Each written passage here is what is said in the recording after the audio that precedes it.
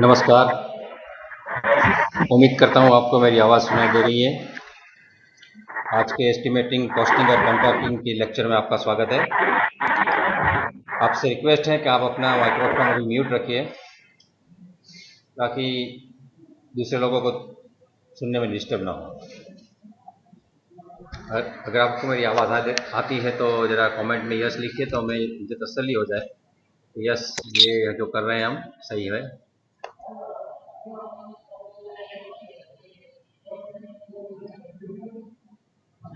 Okay, मेरी screen दिखाई दे रही है क्या?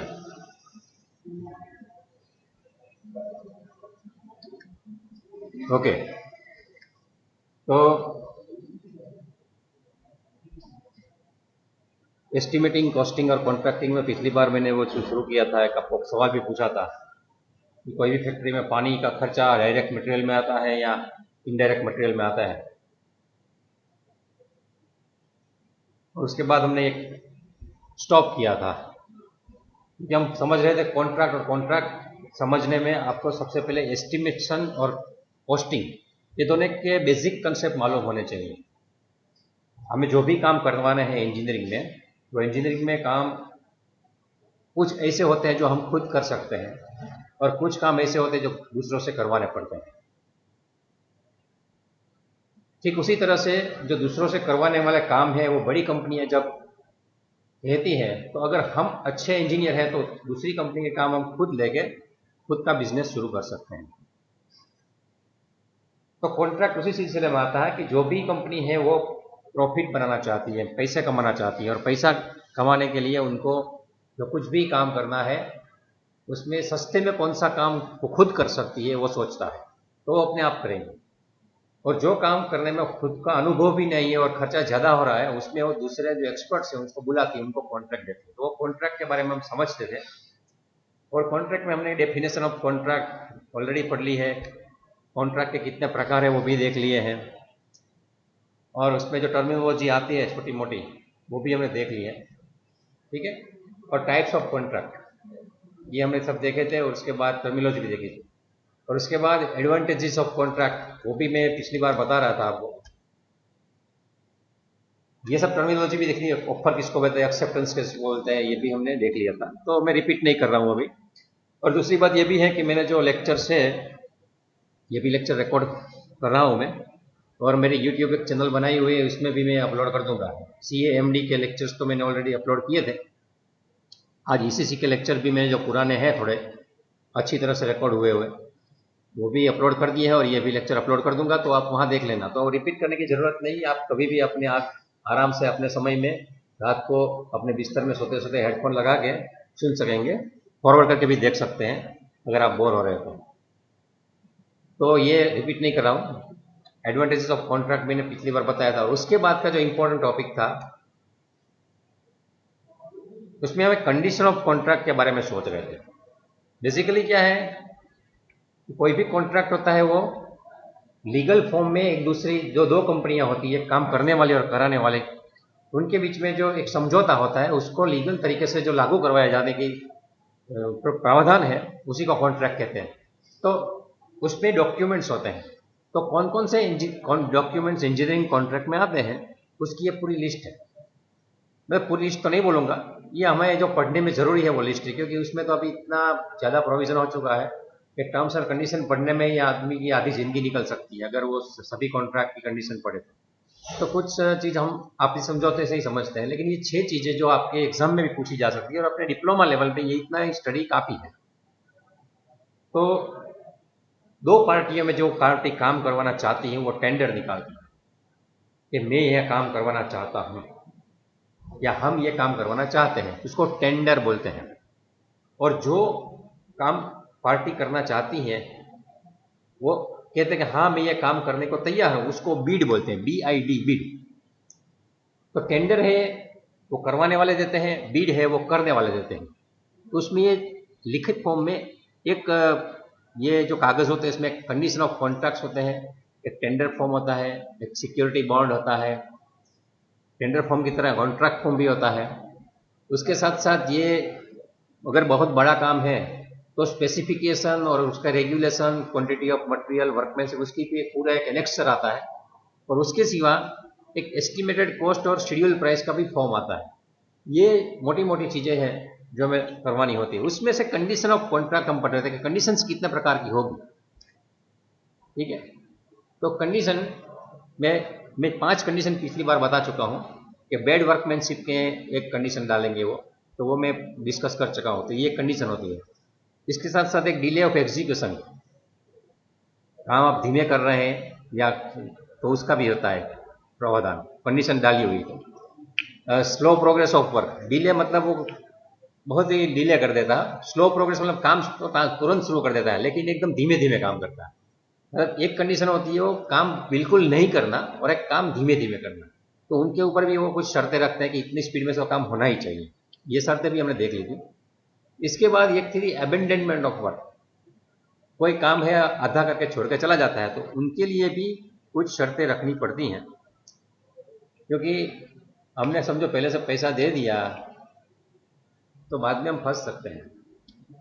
और अगर उसने आधा काम करिए छोड़ दिया और बाद में बोलेगा मुझे आधे काम के तो पैसे दे दो, तो नया आदमी आएगा वो बाकी का आधा काम करने में हिचकिचाएगा, तो उसको भी हम पैसा नहीं देंगे, भाई आधे काम का पैसा मैं नहीं दूंगा। इसका भी कंडीशन हम डाल सकते हैं। तो ये भी हमने देखा था।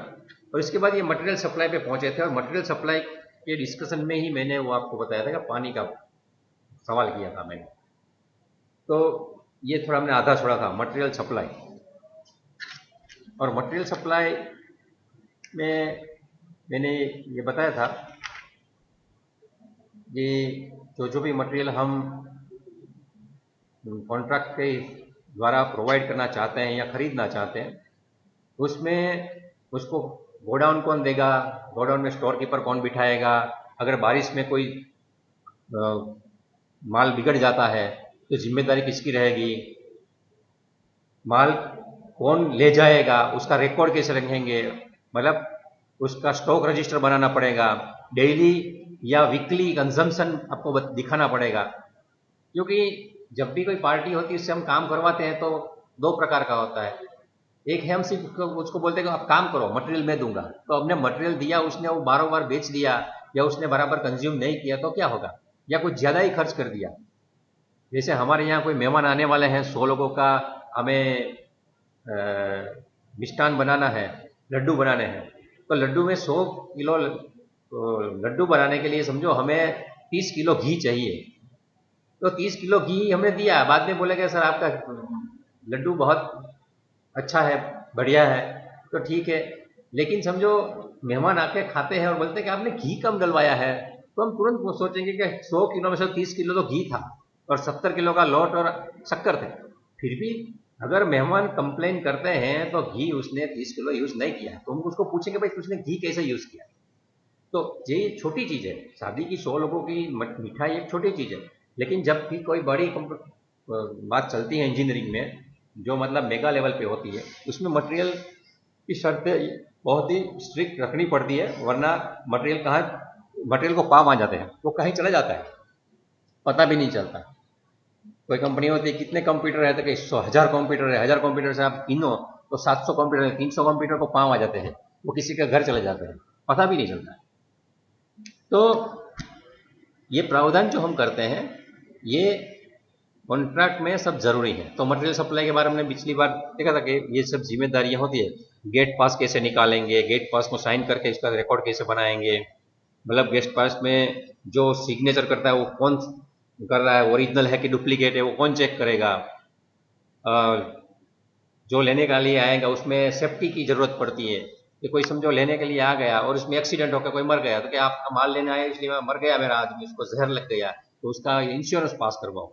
तो मटेरियल सप्लाई में ये भी लिखना पड़ता है कि आपका आदमी आएगा वो सेफ्टी प्रैक्टिस से करेगा, उसको कैसे माल उठाना है वो आता है, उसको 100 किलो की बोरी उठानी है और उसको खुद को 25 किलो भी उठाने की ताकत नहीं, सब बॉडी वाला आ जाएगा और मर जाएगा, तो कौन जिम्मेदार। तो मटेरियल सप्लाई में ये सब चीज मटेरियल सप्लाई के वक्त आपको देखनी होती है। तो ये एक चीज होती है, ये एक कॉन्ट्रैक्ट में प्रोविजन रखना पड़ता है। उसके बाद जो आती है चीज, ये हर बार प्रोविजन देता है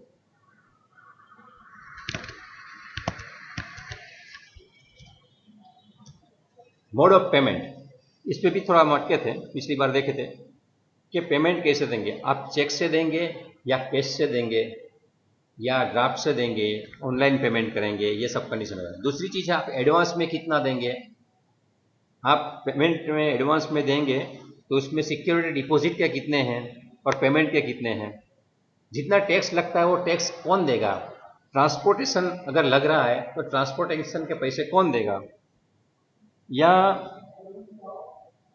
समझो कि कोई भी ऐसी चीज़ है जो पेमेंट में मैं दे रहा हूँ तो कुछ चीज़ होगी मेरी मालिकी की होगी, कुछ चीज़ भाड़े पे होगी, तो मालिकी का पैसा कौन देगा और भाड़े का पैसा कौन देगा, ये सब चीज़ें भी हमें देखनी होती है। और जो बिल होंगे वो ओरिजिनल कब आएंगे, या मुझे जीएसटी वाले बिल मिलेंगे तो जीएसटी कैसे पे करूँगा, ये जो कुछ भी चीज़ आएगी पेमेंट में वो भी हमें कॉन्ट्रैक्ट में डालनी पड़ती है। तो मोड ऑफ पेमेंट मतलब ये एडवांस पेमेंट तो एक चीज़ है ही है कि हम काम करने जाएंगे तो पहले कुछ 5% पैसे दो, बाद में मैं काम शुरू करूंगा, ऐसा तो होता ही है ज़्यादातर। लेकिन फिर भी वो ज़रूरी नहीं एडवांस पेमेंट नहीं दूंगा मैं, आपको काम शुरू करना है तो कीजिए, ऐसे भी टर्म्स पूरी डाल सकते हैं। बाद में पेमेंट में ये भी चीज़ है कि समझो कि 100 करोड़ का कॉन्ट्रैक्ट है तो उसमें 90 करोड़ का पेमेंट ही जाता है, बाद में 10 करोड़ उसके मतलब रोक के रखते हैं, क्योंकि उसमें एक वो होता है मेंटेनेंस वाला क्लॉज कि अगर इसमें गारंटी है आपकी 5 साल की, या आपने जो रोड बनाया 5 साल तक उसमें कुछ भी होगा नहीं, ऐसी आपकी गारंटी है, तो 5 साल तक मैं आपको 10 करोड़ दूंगा नहीं। और अगर आपका ये सब बहुत अच्छा चल गया तो बाद में 10 करोड़ आपको 5 साल के बाद मिल जाएगा। तो इस हिसाब से भी पेमेंट की कंडीशन वो डालते हैं, मतलब पूरा पेमेंट नहीं देना है, 10% पेमेंट वारंटी पीरियड तक रोक के रखते हैं। तो ये भी एक मेथड है मोड ऑफ पेमेंट में, तो कंडीशन है यह। तो एग्जाम में आपको ये भी पूछ सकते हैं कि list various condition in contract, तो आपको सिर्फ ये नाम ही लिखने होते हैं, मोड ऑफ पेमेंट की कंडीशन होती है, लेकिन मोड ऑफ पेमेंट की कंडीशन में क्या क्या प्रावधान है वो लिखना है, तो ये सब आपको लिखना है। ठीक है, इनकम टैक्स है या रेंट है, टैक्सेशन है, ट्रांसपोर्टेशन है, ये सब डालना पड़ता है, ये सब आपको डिस्क्रिप्शन में लिखना होता है। इसके बाद है एक कंडीशन आती है कोऑपरेशन विद सुपरवाइजर। इसमें क्या है कि जब भी हम किसी के साथ कॉन्ट्रैक्ट करते हैं तो हम समझो सेठ है, हमने कॉन्ट्रैक्ट दिया और कॉन्ट्रैक्ट वाले आदमी काम कर रहे हैं। एक छोटा सा एग्जांपल देता हूँ कि समझो कि आपने 200 वार का प्लॉट लिया है और आपने किसी बिल्डिंग कॉन्ट्रैक्टर को बोला कि मेरा एक 3 बेडरूम हॉल किचन का मकान बना दो, तो ठीक है साहब बना दूंगा, आपने नक्शा दिया उस हिसाब से वो काम कर रहा है, कॉन्ट्रैक्टर काम कर रहा है, उस वक्त आपने आपके किसी एक आदमी को भेजा वहाँ कि आप जरा देखो तो काम देख के आ जाओगे कैसा काम चल रहा है, तो वहाँ जाके वो देखने को जाता है, तो कॉन्ट्रैक्टर पूछता है कौन है भाई, आप कौन, किसने भेजा, यहाँ क्यों आया, चले जाओ गेट आउट। तो उसकी बात जायज़ है कि आप कौन है मुझे पता नहीं, यहाँ आके मुझे क्यों परेशान कर रहे हैं। लेकिन अगर मैंने फ़ोन करके बताया उनको कि भाई मेरा एक आदमी आएगा, उसका नाम ये है, छगन भाई है, और वहाँ आके आपको जरा वो कामकाज कैसा चल रहा है वो देखेगा, मेरा जान पहचान का है, तो उसको मैं भेज रहा हूँ। अगर ऐसा मैंने बोला है वहाँ जाता है और बाद में अगर उसको कोऑपरेट नहीं करता है तो वो अच्छी बात नहीं है। मैंने किसी को भेजा लेकिन मेरे कॉन्ट्रैक्टर को इन्फॉर्म नहीं किया है तो उसको वो रोक सकता है, लेकिन मैंने सब कुछ बताया है फिर भी उसको कोऑपरेट नहीं करता है, उसको सहकार नहीं देता है, तो वो अच्छी बात नहीं।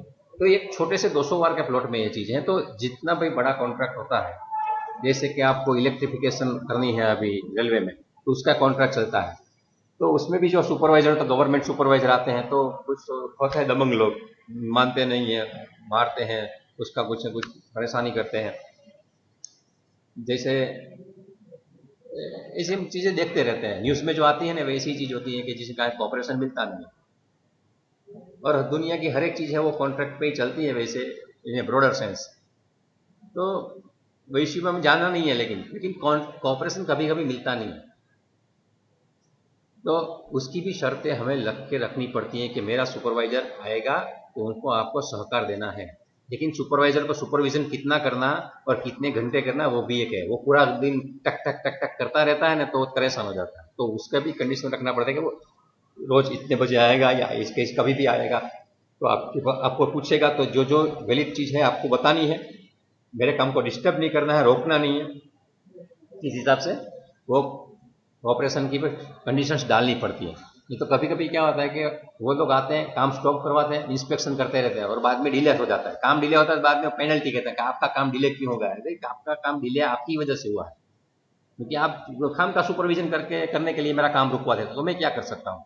तो ये सब भी पॉलिटिक्स कभी कभी हो जाता है कहीं कहीं पे, तो इसका भी एक प्रावधान होता है, ये भी आपको रिकॉर्ड रखना पड़ता है कि सुपरविजन में इतनी बार मैंने काम रोका था इसलिए ये डिले हो गया।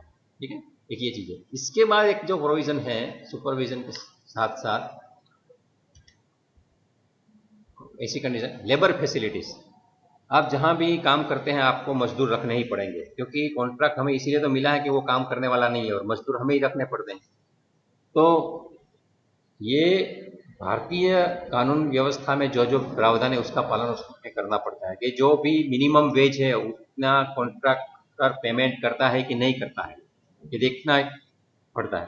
दूसरा है जो चाइल्ड लेबर है वो नहीं रखना है, मतलब नहीं रखना है, चाय पिलाने के लिए भी नहीं रखना है। और दूसरी चीज एक ये भी है कि जो भी लेबर है वो लोकल रखने होते हैं कभी कभी। अभी क्या है, चाइना से लेबर लेके आ जाते हो तो क्या होगा, वो तो मुफ्त में भी काम करेंगे उसको रहने को। रोहिंग्या बांग्लादेशी को यहाँ बुला लोगे तो मुफ्त में काम करेंगे, क्योंकि उसको तो उसके देश में कुछ खाने को मिलता नहीं है, खाने को तो मिल जाएगा।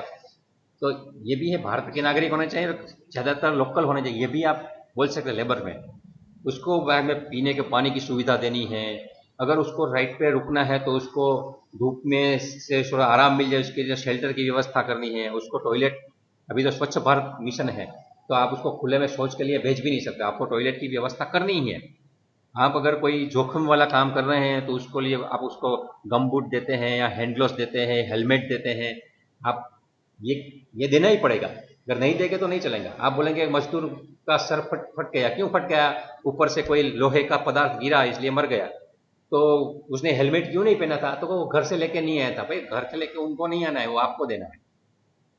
अगर वो घर से भूल गया तो आप उसको, आप कभी कभी कोई कंपनी वाले हैं वो देते हैं कि भाई आप घर ले जाओ, आप घर से पहन के आना, और घर में भूल गया तो आप उसको एडिशनल हेलमेट दो लेकिन उसका पेनल्टी वसूल करो, लेकिन आपको सब कुछ देना है। अगर ज़्यादा मजदूर हैं तो आपको डॉक्टर की फैसिलिटी भी देनी पड़ती है, और कम से कम सप्ताह में एक दिन छुट्टी भी देनी पड़ेगी। और कोई एक्सीडेंट हो गया, उसमें कोई डेथ भी हो जाता है या अंग टूट जाता है, उसका इंश्योरेंस भी करवाना पड़ता है। तो ये सब प्रोविज़न लेबर फैसिलिटी की कंडीशन कॉन्ट्रैक्ट में लिख के रखते हैं। अगर आप भी कहीं जाते हो तो आपको भी ये ख्याल रखना है, आपकी कहीं लेबर के हिसाब से जाओगे, समझो आप दुबई गए या कहीं पे गए, डिप्लोमा लेबर को लेबर ही गिनते हैं वो लोग, कभी कभी सुपरवाइजर बनाते हैं, लेकिन आपको भी ये देखना है कि आपके लिए ये प्रोविजन है कि नहीं। कभी कभी कहीं कैंटीन की सुविधा नहीं है तो आपको टिफिन लेके जाना पड़ता है। वैसे टिफिन लेके जाना बहुत ही अच्छी चीज़ है, लेकिन समझो कि आपको टिफिन लेके नहीं पहुंच सके और आपको कहीं खाना है तो कंपनी के पास ऐसी कुछ पेमेंट बेस पे भी खाने की सुविधा होनी चाहिए, वरना बिना खाए क्या हो जाएगा, तकलीफ हो जाएगी। तो ये चीज़ भी होती है। तो एक लेबर फैसिलिटीज आती है। इसके बाद है प्रिवेंशन ऑफ डैमेज। जो भी हम काम करते हैं उसमें कभी कभी नुकसान हो जाता है। कैसे नुकसान हो जाता है, समझो हमने काम किया लेकिन समझो बारिश आ गई, आपको एक कॉन्ट्रैक्ट मिला था कि तालाब को एकदम डीपर करना है बारिश से पहले, कि आप क्या है कि भाई तालाब अच्छी तरह से भर जाना चाहिए, तो आप जेसीबी लेके वहाँ काम कर रहे हैं, लेकिन अभी तालाब आपने थोड़ा किया ही नहीं और इससे पहले ही बाढ़ आ गई और आपको सब नुकसान हो गया, तो क्या हो जाएगा। तो कहीं ब्रिज बना रहे हो कि भाई ये बारिश में पहले मैं थोड़ा ब्रिज को मेंटेनेंस कर देता हूँ तो लोगों को तकलीफ ना हो जाए, लेकिन आपने वो शुरू किया उसके पहले ही बारिश आ गई और सब बह गया मटेरियल, तो क्या हो जाएगा, तो हमको नुकसान होता है। तो उसकी भी शर्तें आपको रखनी पड़ती हैं। कभी कभी भूकंप से नुकसान होता है, कहीं भाई चक्रवात से नुकसान होता है, टोर्नेडो आता है इससे नुकसान होता है, तो किसी ना किसी तरह से जो नुकसान होता है उसका भी प्रोविज़न आपको कॉन्ट्रैक्ट में रखना जरूरी है। अगर नहीं रखा है और बाद में कुछ तकलीफ होती है तो बाद में दोनों पार्टियों के बीच में परेशानियां बढ़ती हैं। तो ये प्रिवेंशन ऑफ डैमेज, उनके भी प्रोविज़न कॉन्ट्रैक्ट में रखने ही पड़ते हैं। ठीक है, तो ये सब हो गए। तो इसके बाद है दूसरी चीज टेंडर फॉर्म। हम अभी क्या पढ़ रहे हैं, documents required in engineering contract. जो भी इंजीनियरिंग कॉन्ट्रैक्ट होता है उसमें कितने प्रकार के डॉक्यूमेंट होते हैं, तो उसमें पहली चीज है कंडीशंस ऑफ कॉन्ट्रैक्ट। और कंडीशन ऑफ कॉन्ट्रैक्ट क्या क्या थी, ये लिस्ट हमने अभी तक देखा कि इतनी कंडीशंस होनी चाहिए। अभी मैं आगे जाने से पहले पिछली बार मैंने जैसे आपको बताया था एक कॉन्ट्रैक्ट का पेज दिखाता हूँ। ये जो है CDEC, central for development of advance computing, ये एक अपनी मिनिस्ट्री है electronics and information technology, government of India की। उसने एक टेंडर डॉक्यूमेंट निकाला है, ये देख रहे हैं आप। तो कोई भी टेंडर डॉक्यूमेंट आप देखेंगे, ये 28 पेज का टेंडर डॉक्यूमेंट है। तो कितने कितने प्रकार का, हमें पढ़ना क्या है, इंजीनियरिंग कॉन्ट्रैक्ट में कौन कौन से डॉक्यूमेंट रिक्वायर्ड है। तो ये पूरा डॉक्यूमेंट ही देख रहे हैं कि इसमें सब डॉक्यूमेंट्स होंगे, लिस्ट होगा। तो सबसे पहले कोई भी टेंडर होता है उसमें उसका टाइटल होता है। तो इसका टाइटल क्या है, ये 2018 का है, नरेंद्र मोदी जी की गवर्नमेंट का, इलेक्ट्रॉनिक्स कम्युनिकेशन डिपार्टमेंट से। तो सप्लाई मतलब मटेरियल देना है, मटेरियल देना है, बाद में इंस्टॉल मतलब उसको आपको फिट भी करना है, इंस्टॉल करने के बाद उसको अपन इलेक्ट्रिसिटी लगे कमीशनिंग भी करना है, मतलब चालू करके दिखाना है, चालू कर देना है। एंड ऑन साइट सपोर्ट, मतलब उसके बाद भाग भी नहीं जाना है, आपको 5-6 इंजीनियर रखने हैं वहां। Of IT hardware and software for setting up centre of excellence in IT। एक आपको सेंटर ऑफ एक्सेलेंस बनाना है, वहां जो भी आएंगे ट्रेनिंग लेंगे लड़के, तो उनको सब सीखने के लिए उसका पूरा एक सेंटर ऑफ एक्सेलेंस बनाना है। तो उनको सपोर्ट भी देना है। कहाँ, कोई एक गांव है समोआ, ये गांव है अपना, ये गांव में जाना। तो आप देखेंगे हर एक टेंडर को एक नंबर होता है, इसकी एडवर्टीजमेंट ऑनलाइन भी आती है, न्यूज़पेपर में भी आती है, और जिसको काम करना है वो लोग रोज देखते रहते हैं। आपको भी आदत डालनी चाहिए कि रोज न्यूज़पेपर आते हैं तो टेंडर कौन कौन से हैं, और आपको कोई चीज आती है कि नहीं वो भी सोचना चाहिए, और आपको जिस सब्जेक्ट में इंटरेस्ट है उनके टेंडर आते हैं कि नहीं मार्केट में, वो भी देखना चाहिए। इसके बाद है last date for submission of bids. अभी आप यहां देखिए, यहां बिड्स है। तो मैंने बोला था जिसको काम करवाना है, काम किसको करवाना है, गवर्नमेंट को, तो उसने जो निकाला है वो टेंडर है। अभी मैं जाऊंगा, मुझे काम करना है, तो वहां से टेंडर लेके आऊंगा, और बाद में मैं जो कुछ मेरे हिसाब से क्या क्या काम मैं करूंगा और कितने रुपये में करूंगा वो लिख के उसको कवर में देता हूं, उसको मैं बिड्स बोलता हूं। तो मैं जो सबमिट करता हूं वो क्या है, वो टेंडर नहीं है, टेंडर गवर्नमेंट देती है, मैं भरता हूं, उसको बिड्स बोलते हैं। ये बिड्स में 3 अप्रैल को 2018 तक, मतलब शाम के 5:30 से पहले मुझे दे देना। और मेरे जैसे समझो 25-50 लोग होंगे, क्योंकि सबको इसे समूह में काम मिल रहा है इतना बढ़िया, तो मैं अकेला तो नहीं होगा, दूसरा कोई कॉम्पिटिटर्स होंगे। तो सबको 3 अप्रैल 2018 तक शाम को 5:30 तक दे देना है। वहां उसकी ऑफिस होगी, एक क्लार्क बैठेगा, आएगा, 5:30 हो गया, बाद में वो क्लोज कर देगा, अभी कोई टेंडर लिया नहीं, बीड लिया नहीं जाएगा।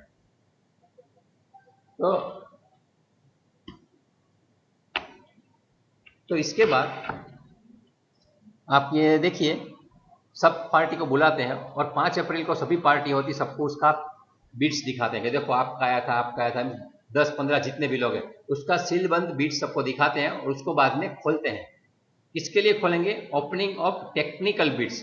बिड्स भी 2 प्रकार के होते हैं, एक टेक्निकल बिड होते हैं कि जो मैं सप्लाई करना चाहता हूं वो टेक्निकली बराबर है कि नहीं। अगर टेक्निकली बराबर है तो बाद में जितनी पार्टी है 10 में से समझो कि 8 पार्टी के टेक्निकली बराबर था, किसी ने सप्लाई किया है लेकिन वो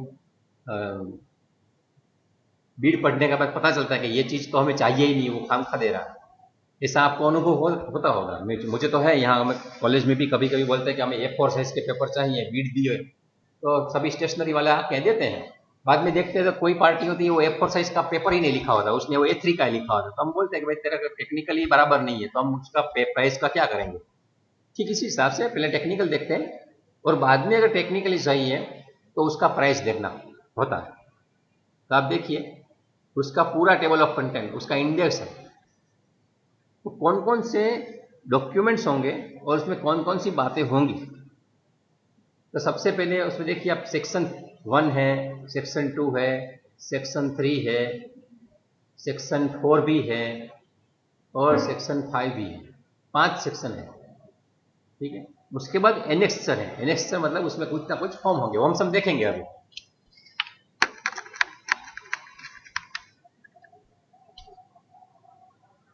तो एनेक्सर 1 2 3 4 5 6 7 8 बस। तो 2 पेज की तो इंडेक्स है, तो उसमें क्या क्या चीजें होंगी, 5 सेक्शन है और बाकी के इनेक्सर है। तो सबसे पहले उसने सेक्शन 1 में लिखा है registration, searching for tender document, preparation of bids, submission of bids and assistance to bidder. Bidder कौन है?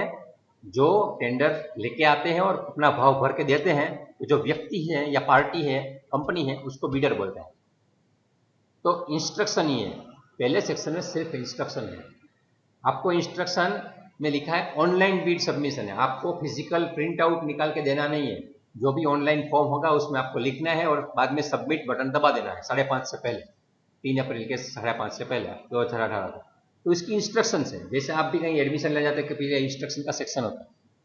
उसके बाद इन्विटेशन फॉर बिड्स, ये जो होता है उसमें इन्विटेशन पोर्शन है, तो उसमें कॉन्टैक्ट इन्फॉर्मेशन, क्रिटिकल डेट की sheet, two bid system. Two bid मतलब आपको 2 बिड देने हैं, एक में टेक्निकल चीजें देनी है और दूसरा जो कवर होता है उसमें आपको भाव लिखने हैं, जिसको कॉमर्शियल बिड बोलते हैं। इसके बाद एक प्री बिड मीटिंग होती है। आप सबसे पहले देने को जाओ और आपको इसके लिए कभी कभी 1-1 महीना मेहनत करनी पड़ती है। एक बिड भरना इतना आसान नहीं होता, उसके लिए इंजीनियर्स रखने पड़ते हैं। और भरने के बाद पता चला कि मैं तो इसमें क्वालिफाइड था ही नहीं, तो क्या हो जाएगा? तो ये गवर्नमेंट उसको प्री बिड मीटिंग के लिए बुलाती है। प्री बिड मीटिंग क्या होती है कि आप बिड भरने से पहले जिसको भी इंटरेस्ट है आ जाओ, हम आपके साथ बैठेंगे, आपका जो भी सवाल है आपके जवाब देंगे। तो उसको टेंडर ले लिया है लेकिन उसने बिड भरा नहीं है, और उसको बिड के बारे में डिस्कस करते हैं। बाद में submission of bids and opening of technical bids, ये 5वां सेक्शन उसके बारे में है। और 6ठा सेक्शन है ओपनिंग ऑफ कॉमर्शियल बिड, मतलब उसको सेपरेट रखते हैं। जो भी टेक्निकली वायबल बिड्स हैं वो पार्टियों के बीच का जो कंपटीशन है उसके लिए जो उनके कवर है या बिड्स है उसको बाद में खोला जाता है। तो इसके बारे में सेक्शन 2 में डॉक्यूमेंट्स होंगे। बाद में सेक्शन 3 पर इंस्ट्रक्शन है, जो मैंने बोला था कि आपकी क्या क्या मतलब कंडीशंस होगी, टेंडर फॉर्म क्या होगा, कितना वो दूसरा पैसा देना पड़ेगा, वो सब। तो इसमें प्रोजेक्ट टाइमलाइन, आपको कॉन्ट्रैक्ट मिला तो कितने दिनों में पूरा करना है, आपको लोकेशन कहाँ सप्लाई करना है, इंस्टॉल करना है, वारंटी सर्विस क्या क्या है वो भी यहाँ मिल जाएगा। हाँ? आपको हम कब ऑर्डर देंगे और आपको पेमेंट हम कम देंगे उसकी भी यहाँ होगी। दूसरी बात है एलिजिबल बिडर्स, आप में क्या क्या क्वालिफिकेशन होनी चाहिए। इसमें यह भी होता है कि कम से कम इतने लाख का काम किया है, जिसके पास इतनी बड़ी पार्टी है उनको ही काम देता है। ऐसा मैं आप चले जाएंगे और बोलेंगे ना ना सर हमको कॉन्ट्रैक्ट दे दो, तो ऐसे मिलेगा नहीं। टेक्निकली कितना भी अच्छा क्यों ना हो, तो इसकी भी एलिजिबिलिटी यहाँ देंगे। बाद में अमेंडमेंट ऑफ टेंडर डॉक्यूमेंट, एक बार हमने कुछ ट्राई कर लिया, बाद में कुछ उसको चेंज करना है तो कैसे करेंगे चेंज। हम जो पहले बताया था कि मुझे 100 मेहमान आ जाएंगे, उसके लिए लड्डू बनाना है। बाद में मिठाई वाले के बोलते हैं कि यार हमारे यहाँ 100 मेहमान नहीं आने वाले हैं, हमारे यहाँ तो 300 मेहमान आने वाले हैं। तो उसका जो है, एक मिनट मेरा फोन आ रहा है, मुझे जरा स्टॉप करना पड़ेगा। हमारा एक माइक्रोफोन जरा बंद करके बात करके।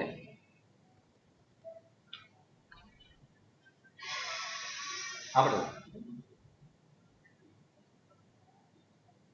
हाँ 1800 એટલે એટલે અત્યારે છે ને મારે 158 છોકરાઓ છે કે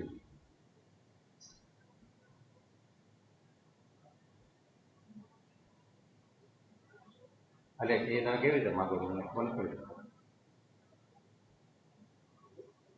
એની પર તમે સ્ટુડન્ટ ફેકલ્ટી રેશિયો કેવી રીતે તમે કરવાનું કહો છો?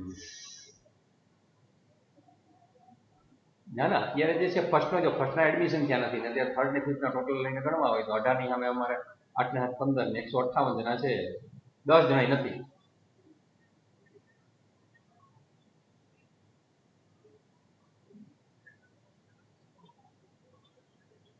બરાબર છે. 64 છે, 64 છે, હા છે 64 જણા છે. હા હા 5 ને 8 ને 4 12 નો બગડો હતી, 1 1 8 ને 9 ને 7 16 ને 6 22 226 થશે ને.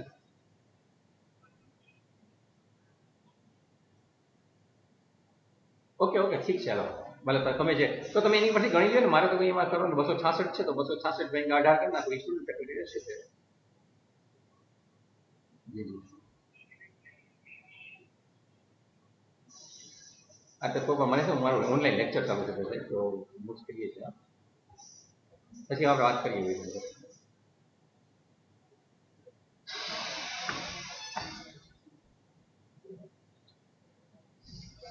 ओके, आवाज़ आ रही है मेरी? मेरा ये वीडियो मुझे एडिट करना पड़ेगा बाद में. हेलो प्लीज, बोरिंग लेक्चर इससे कुछ लोग सो भी गए होंगे. Yes sir. हाँ ठीक है. Yes sir. ओके, तो हम बात कर रहे थे अपने ये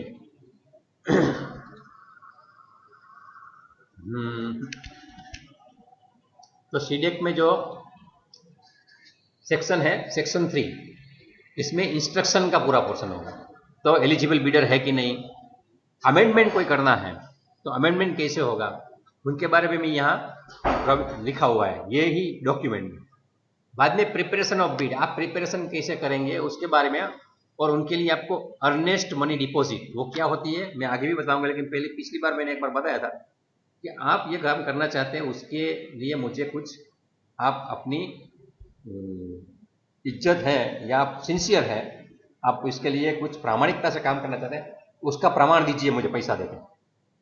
तो उसका एक बहाना लेना पड़ता है, पैसा जमा करना होता है. तो ये देते हैं, तो उसको ईएमडी बोलते हैं. काम हमें करना है लेकिन फिर भी पैसा हमें देना पड़ता है, इसको ईएमडी बोलते हैं. उसके बाद में लिखा है period of validity of bids. हमने किसी को बोला कि चलो मैं आपको 100 किलो लड्डू 300 रुपये केजी के भाव में दूंगा, तो 100 किलो लड्डू 30,000 रुपये में हो जाएंगे. चलो, लेकिन अभी 1 साल के बाद बोले कि आपने उस वक्त बताया था 300 रुपये किलो दूंगा, अभी मुझे 100 किलो दे दीजिए.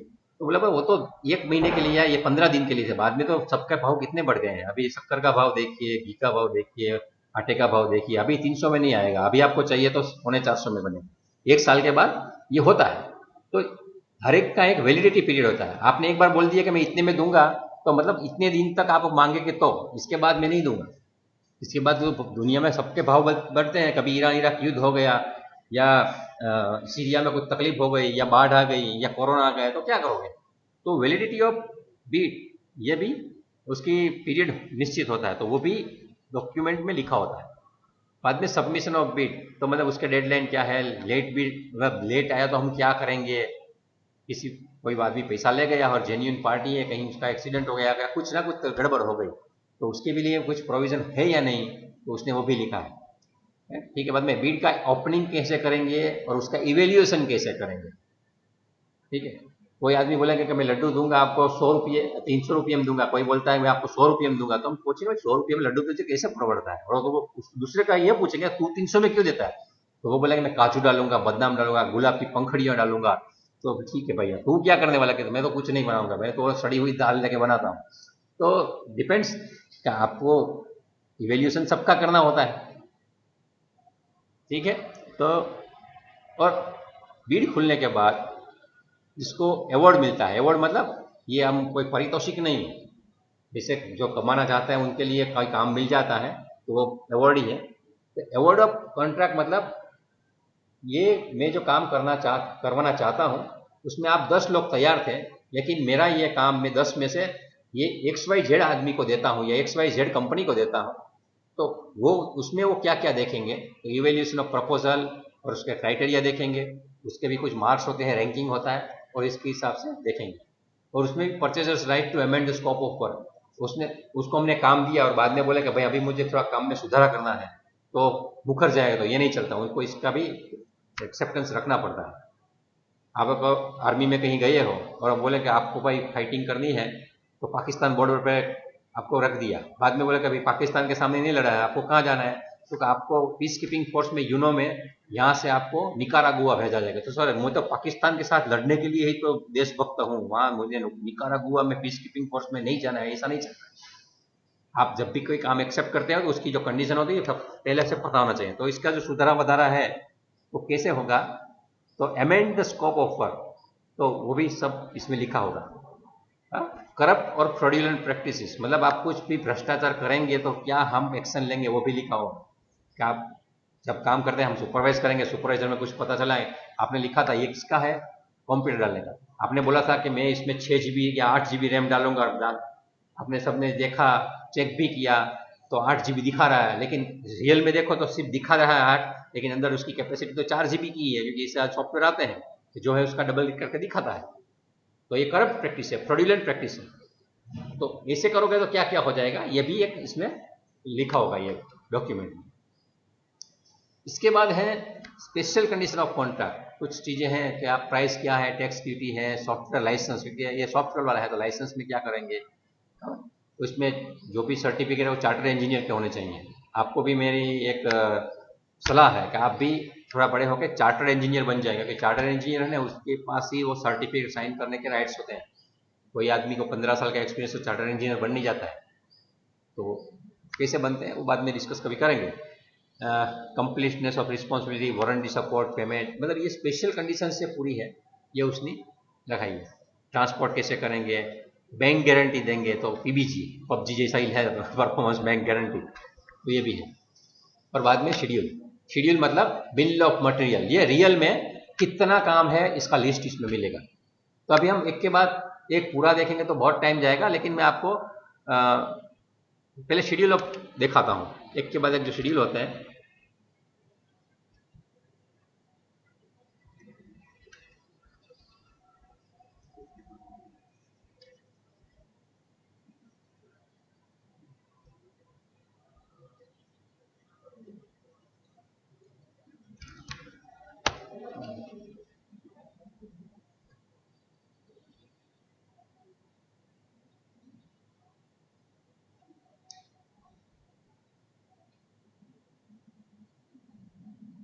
ऑनलाइन है फिर भी थोड़ा टाइम लगता है, आपको दिखाई नहीं दे रहा होगा।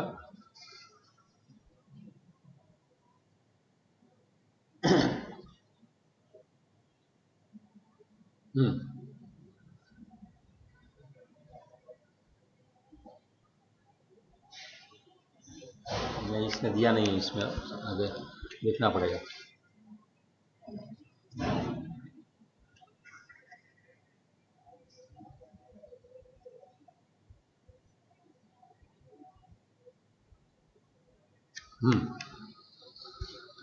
शेड्यूल ऑफ रिक्वायरमेंट ये रहा, तो उसको क्या चाहिए।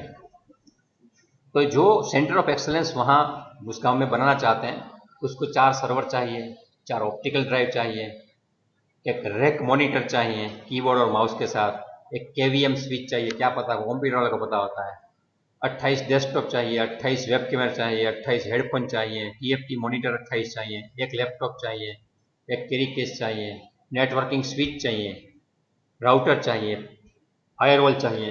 तो ये सब जो भी चीज़ें हैं उसने लिखा है। लाइसेंस सॉफ्टवेयर भी चाहिए, इसने सिर्फ इतना लिखा है लाइसेंस सॉफ्टवेयर ए, और कुछ नहीं लिखा है। ठीक है, तो 13 नंबर है, उसमें 13.1 लिखा है। पहला कौन सा, तो पहला सॉफ्टवेयर उसको विंडोज सर्वर से एसटीडी कोर 2016 चाहिए। बाद में ये वाला सॉफ्टवेयर है रेड हेड एंटरप्राइज का लिनक्स सर्वर स्टैंडर्ड चाहिए। तो कितने सॉफ्टवेयर चाहिए उसका भी नंबर्स लिखा है, 29 चाहिए, इसका एक चाहिए, तो 29 क्यों, उसके पास 29 कंप्यूटर है। और एंटीवायरस चाहिए, ठीक है, एक साल का एंटीवायरस भी चाहिए। तो ये पूरा का पूरा लिस्ट जो गवर्नमेंट है उस स्टेशन के लिए बना के रखा है। तो अभी आप समझो कि कंप्यूटर में हार्डवेयर और सॉफ्टवेयर सप्लायर है, तो आपको इसी हिसाब से ये टेंडर एक्सेप्ट करने के लिए इसको स्टडी करना पड़ेगा। सबसे पहले गवर्नमेंट में से जाके उसको परचेस करना पड़ेगा, परचेस करके इसका पूरा बीड बनाना पड़ेगा, बीड बना के वहां देना पड़ेगा। और ये तो रिक्वायरमेंट सिर्फ मटेरियल की है, पूरी देखिए आप, एंड ऑफ सेक्शन 5, ये मतलब यहां तक है। अभी उसमें जो दूसरी शर्तें होंगी उसका आपको डिटेल देखना पड़ेगा, और इसमें आपको आपके कंपनी के लेटर हेड के ऊपर आपकी सभी कबूलात देनी पड़ेंगी कि मेरे तरफ से कौन आदमी आएगा, उसको कौन साइन करेगा। तो आपको एक ऑथोराइजेशन लेटर देना पड़ता है। अभी हम पढ़ रहे हैं क्या, इंजीनियरिंग कॉन्ट्रैक्ट में कौन कौन से डॉक्यूमेंट्स जरूरी हैं, तो वो शेड्यूल था, इसी हिसाब से ये एक अपना ऑथोराइजेशन लेटर है वो देना पड़ता है, उसकी सिग्नेचर भी यहाँ वैलिड करानी पड़ती है, उसका मोबाइल नंबर देना पड़ता है। जैसे जाता है ना कहीं पैसा लेना होता है तो आपको वेरीफाई करता है आपका फोन नंबर आपने दिया है तो यही है कि नहीं, OTP आता है, ठीक इसी तरह से होता है। और हर एक चीज आपको आपके लेटर पैड पे देनी होती है। ये बिड फॉर्म देना पड़ता है, bid form, this is to reference to your tender number, तो टेंडर नंबर यहाँ लिखना है, वो तारीख को। तो हमने आपका जो है उसको स्टडी किया है, उसमें जो मैंने कंडीशन है वो सब पढ़ी है, उसकी स्पेशल कंडीशन भी पढ़ी है, टेक्निकल कंप्लेंट्स का डॉक्यूमेंट भी पढ़ा है, हम उसको ये करेंगे वो करेंगे, इसकी जो बाहेंधरी होती है ना सब भी गारंटी देनी पड़ती है, और ये सब लिखा है। तो ये क्या है, ये it's one kind of Beed form, ये बीड फॉर्म है, सब्जेक्ट में लिखते हैं बीड फॉर्म, तो एक आपको कॉन्ट्रैक्ट में बीड फॉर्म आएगा। और उसके बाद जो है डिक्लेरेशन लेटर देना पड़ता है, डिक्लेरेशन लेटर, कि मैं ऐसा डिक्लेयर करता हूं कि मेरी पार्टी ऐसी ऐसी है, मैं जो कुछ भी दूंगा ओरिजिनल दूंगा, ओरिजिनल के सिवा कुछ भी नहीं दूंगा, ठीक है। मतलब यह ना गीता के हाथ पर सौगंध या कुरान के हाथ पे सौगंध खाते हैं रख के, जो भी कहूंगा सच के सिवा कुछ नहीं कहूंगा, कि किसी तरफ से आपको डिक्लेरेशन देना पड़ता है ये कॉन्ट्रैक्ट में। तो एक डिक्लेरेशन लेटर भी कॉन्ट्रैक्ट में जरूरी है। इसके बाद एक अंडरटेकिंग आता है, अंडरटेकिंग, ये आपको अंडरटेकिंग देना पड़ता है। तो हम जो पार्टी हैं, हम ऑन साइट सपोर्ट, हम हमारी तरफ से जिम्मेदारी लेते हैं कि हम आपकी साइट पे ऑन साइट सपोर्ट देंगे। कभी कभी क्या होता है, आपका इंजीनियर जाता है समूह में, जाता है उसको उसका वातावरण अच्छा नहीं लगता है, वो भाग जाता है, बाद में वहाँ कोई तकलीफ आती है तो कोई इंजीनियर था वो तो चला गया, छुट्टी पे चला गया, उसकी शादी थी, उसकी मंगनी थी, या उसकी तबीयत खराब हो गई, उसके पिताजी बीमार हो गए, कुछ ना कुछ, तो इसका भी आपको अंडरस्टैंडिंग देना पड़ेगा, मैं ना आदमी है वहां रहेगा, बिना इजाजत के भागेगा नहीं, ठीक है। तो ये बैंक गारंटी है, परफॉर्मा फॉर बैंक गारंटी, जिसको सिक्योरिटी बॉन्ड भी आप एक तरह से बोल सकते हैं, कि आपके तरफ से जो ऑफर आई है, क्योंकि अभी काम शुरू तो नहीं हुआ है ना, हमने सिर्फ बोला है कि मैं काम कर दूंगा, आप पैसे लो, ऐसा नहीं चलता। तो मैं काम करने के लिए तैयार हूं, तो उस जितना काम है उसका आपको 2.5% से लेकर 10% का पैसा पहले से देना पड़ता है, उसको हम गुजराती में जामीन के, जामीन थापण, तो ये जामीन थापण बोलते हैं, सिक्योरिटी बॉन्ड एक हिसाब से ये देना पड़ता है। तो कभी भी उसका कॉन्ट्रैक्ट है वो सही ढंग से नहीं चला तो उसका वो जामीन है वो जब्त कर लेते हैं और उसका धक्का मार के निकाल देते हैं। तो उसका फॉर्मेट है कि मैं कितने पैसे का दूंगा, तो उसका पैसा वैसा सब हमको जो भी डीडी है वो बनाना होता है, और इसके साथ ये साइन करके देना होता है। एक चीज बताओ कि आप कहीं भी कंपनी में जाओगे और नौकरी करोगे तो आपको टेंडर ही पढ़ने हैं और बीड ही बनाने हैं, तो ही अगर बीड बनाया है, बनाना नहीं है तो जो काम हो रहा है वहां जाके बीड के हिसाब से काम होता है कि नहीं वो देखना होता है। तो ये इसीलिए आपके लिए इंटरेस्टिंग टॉपिक बन जाता है। बैंक गारंटी का प्रोफॉर्मा भी है। कुल मिला के आपको पूरा टेंडर फॉर्म को स्टडी करने में कम से कम, आप एक्सपर्ट भी है तो एक्सपर्ट है तो 1 घंटे में हो जाएगा, और आप एक्सपर्ट नहीं है तो 2-3 दिन भी लग सकते हैं, और जो भी शेड्यूल है इसके हिसाब से छोटा मोटा है तो 1 घंटे में हो ही जाता है। ये जो कॉन्ट्रैक्ट है मैं मानता हूं कि 1 घंटे में आराम से आप ये पूरा का पूरा फॉर्म भर सकते हैं। लेकिन इसमें जो कंडीशंस है वो कंडीशंस भी आपको थोड़ी देखने की आदत होनी चाहिए। इसमें लिखा है एलिजिबल बीडर, ये 8 नंबर के पेज पे है। तो 8 नंबर के पेज हम देखते हैं, तो इंस्ट्रक्शन फॉर बीडर में ऑर्डर प्लेसमेंट एलिजिबल बीडर्स, आप पार्टी हैं तो आपको क्या क्या आपकी विशेषता होनी चाहिए। तो bidder must be competent from in India, Bharat में होनी चाहिए, ये पहले मेड इन चाइना वाले भी नहीं चाहिए। In the business of IT hardware software and audio visual equipment and computer peripherals in India. लेकिन कंपनी भारत की होनी चाहिए, उसने विदेश में काम किया है तो कोई बात नहीं, वी डोंट माइंड।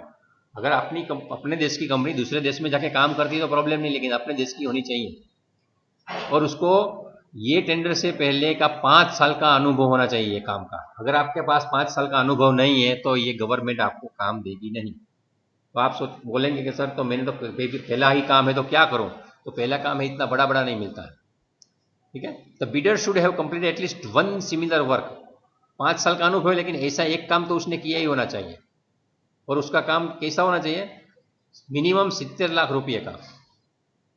एक काम उसने 70 लाख रुपये का किया है तो ही यहाँ बात करो, बाकी आप भाग जाओ। अगर आपने नहीं किया तो ये बोलता है कि 2 काम किए हैं और दोनों काम 43 लाख के होने चाहिए, उसके ज़्यादा, 43 लाख उससे ज़्यादा तो भी चलेंगे। अगर आपने ऐसा काम भी नहीं किया है 2 काम, तो आपने 3 काम करने होने, 3 काम में 35 लाख या उनके ज़्यादा 3 काम किए हैं और गवर्नमेंट ऑफ इंडिया के अंदर ही किए हैं, सरकार में, तो आप इसमें एलिजिबल हैं। तो ये भी आप एलिजिबिलिटी है, आप ऐसे ही किसी भी टेंडर भर नहीं सकते। तो आप कभी भी कोई भी टेंडर के स्टडी करो उससे पहले इट इज एडवाइजेबल, क्या आपको सबसे पहले यही प्रावधान देखना है कि ये इसमें एलिजिबल हूं कि नहीं। अगर एलिजिबल नहीं हो तो बाकी का खर्च करने का ही नहीं। दूसरी बात है, the bidder should have total average turnover of minimum 90 lakh रुपए। पिछले 3 साल का कुल टर्नओवर उसका 90 लाख का होना चाहिए। उसकी बैलेंस शीट मांगेंगे, आपने इतने लाख का काम किया है कि नहीं किया है। अगर नहीं किया है तो आप एलिजिबल नहीं है। दूसरी बात है कि जो भी बीडर है वो ऑथोराइज्ड डिस्ट्रीब्यूटर होना चाहिए या रीसेलर होना चाहिए। ये चीज में मतलब वो किसी के पास से खरीदेगा और दूसरे से सप्लाई करेगा, ऐसा नहीं चलता है। समझो कि मैंने 90 लाख का काम नहीं, मैंने 190 लाख का काम किया है, 1 करोड़ का काम, 2 करोड़ का काम किया है, लेकिन मैं ऑथोराइज्ड नहीं हूं तो भी चलेगा नहीं। अनऑथोराइज्ड डिस्ट्रीब्यूटर नहीं चाहिए। बाद में उसने बोला है कि the bidder should have at least 1 branch office in Samoa. अभी ये सबसे कठिन हो गया। इसमें क्या है कि आपकी एक ब्रांच ऑफिस यहाँ होनी चाहिए। आप बोलेंगे सर नहीं है मैं कर दूंगा, तो कोई प्रॉब्लम नहीं। इसमें ये नहीं बोला है कि कितने दिनों से होनी चाहिए।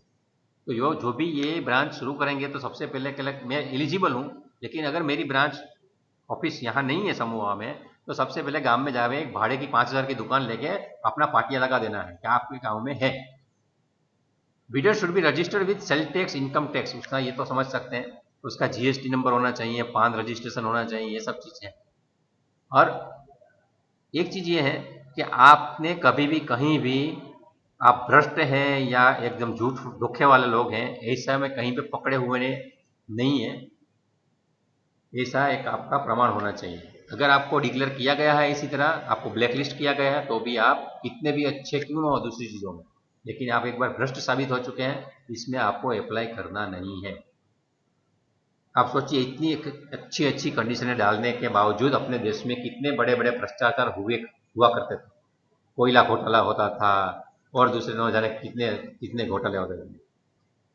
इतनी कंडीशन होने के बावजूद भी होता है, तब सोचिए कि अगर कंडीशन नहीं होती तो कितना खराब होता। तो ये मैं मानता हूं कि मैंने एकदम नट सेल में, क्योंकि अभी हमारा टाइम भी हो रहा है, 12:30 बज चुके हैं। तो आपको टेंडर भरना है तो टेंडर आप जो भी लेना चाहते हैं उससे बस खरीदते हैं। टेंडर का भाव तो बहुत कम, 100 रुपया, कभी कभी 1000 रुपया भी होगा। टेंडर खरीदना है, खरीदने के बाद आप एलिजिबल है कि नहीं वो देख लीजिए। अगर एलिजिबल हैं तो बाद में आप पूरा बीड बनाइए और वहां भर दीजिए, और उसके बाद वो कभी पार्टियों को बुलाएंगे, सब टेक्निकल एवेल्यूएशन करेंगे। टेक्निकल एवेल्यूएशन के बाद आपका कॉमर्शियल में जिसका भी कम पैसा होगा उस पार्टी को कुछ शर्तों के साथ, दूसरी मतलब आपसी समझौते वाली, कि मुझ कुछ सुधारा कराएंगे या वधारा करेंगे तो आपको मान्य है कि हम मानिए, ऐसा उस टाइम करके आपको ये पूरा कॉन्ट्रैक्ट मिल जाता है। तो कॉन्ट्रैक्ट ये चीज नॉर्मल है, सब लोग लेते हैं देते हैं, काम कॉन्ट्रैक्ट से ही होता है। जैसे मैंने पहले भी बताया था कि पूरी फैमिली कॉन्ट्रैक्ट से चलती है, कि कमाने के लिए पिताजी जाएंगे और घर का रसोई मम्मी बनाएंगी। लेकिन मम्मी भी नौकरी करने जाती हैं तो क्या करेंगे, तो माता जी हैं, तो पिताजी की माता वो सब घर में काम करेगी, या बच्चे को बड़ा करने के लिए मौसेरी बहन को या फुफेरी भाई को, मैं भाभी को बुलाएंगे। कुछ ना कुछ करना पड़ता है, जैसे contract, otherwise it is not possible to maintain the simple house. लेकिन जो हमारे घर के अंदर का कॉन्ट्रैक्ट है वो धर्म के आधारित बंधन से होने के कारण कभी कॉन्ट्रैक्ट लगते नहीं है, हमें रहने में मजा आती है।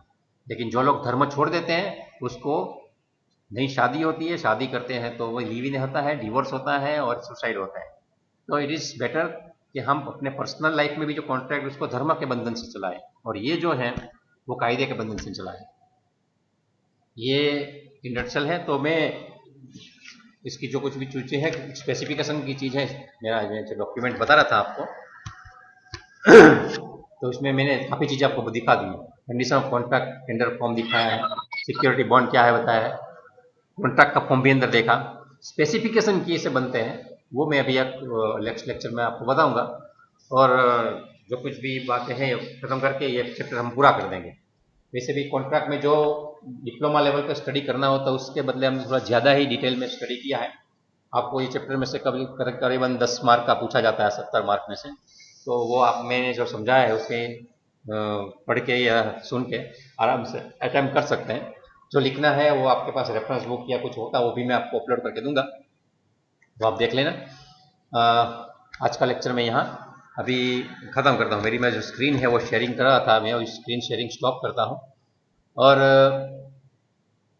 आपको अगर कोई सवाल है तो अभी आप पूछ सकते हैं, नहीं तो फिर से हम 1-2 दिन के बाद मिलेंगे। ये छुट्टियां थी, इस छुट्टियों में मैंने कोई कंप्यूटर का एक्स्ट्रा क्लास रखा नहीं था, लेकिन जो मैंने ऑटोलिस्प का लेक्चर लिया था, मैंने पहले भी बताया था कि मैंने एक स्पेशल क्लासरूम बनाया है, उसका लेक्चर मैंने तैयार करके रखा है, मैं अपलोड किया था लेकिन कुछ एरर आ गई थी, तो टाइटल दिखता था लेकिन वो आप देखने में असमर्थ थे। फिर से मैं अपलोड कुछ एडिट करके लगा दूंगा, तो जो लोगों ने वो पहला वाला लेक्चर पढ़ा नहीं था वो जरा देख लेना। तो नेक्स्ट वीक में ऑटोलिस्ट में आगे का प्रोग्रामिंग आप कैसे कर सकते हैं ताकि आप सॉरी सही मायनों में कंप्यूटर के उपयोग करके डिजाइनिंग कर सकें और आपके प्रोजेक्ट में भी वो काम आ सके। तो नेक्स्ट वीक में छुट्टियों में एक कंप्यूटर का फिर से 1 घंटे का क्लास रखूंगा, जो पिछले टाइम लिया था वो मैं अपलोड कर दूंगा। जो लोग जुड़े नहीं है वो भी एक बार देख लें, उसको इंटरेस्ट है तो मुझे पर्सनल चैट बॉक्स में रिक्वेस्ट भेजें।